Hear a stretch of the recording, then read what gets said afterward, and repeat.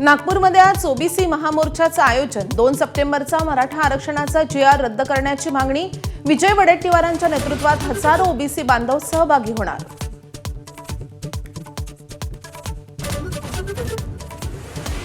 आगामी पालिका निवडणुकांच्या पार्श्वभूमीवर महायुती ॲक्शन मोडवर 3 दिवसात मुख्यमंत्री 6 विभागांच्या बैठका घेणार। शिंदे संभाजीनगरमध्ये तर अजित पवारांचा आज पुण्यात मेळावा।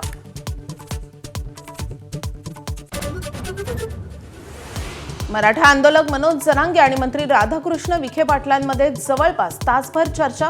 विखेंमध्ये 100% प्रामाणिकपणा दिसतो, जरांगेंची प्रतिक्रिया।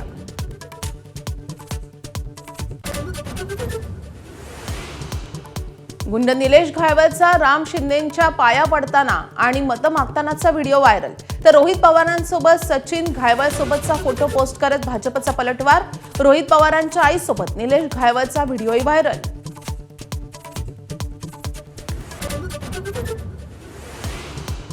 नव्या तंत्रज्ञानामुळे एटीएम मधून चिल्लर काढणंही आता होणार शक्य। 10, 20 आणि 50 रुपयांच्या नोटांसह आता चलनी नाणीही मिळणार। मुंबईतील फिनटेक फेस्ट मधील एटीएम मशीनचा डेमो माझावर।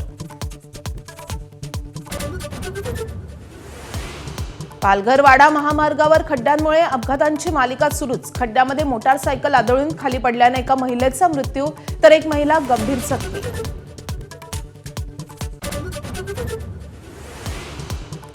पंतप्रधान मोदींकडून गाझा शांती कराराबद्दल ट्रम्प यांचं अभिनंदन। भारत आणि अमेरिकेतील व्यापार वाटाघाटी प्रगतीपथावर असल्याची माहिती।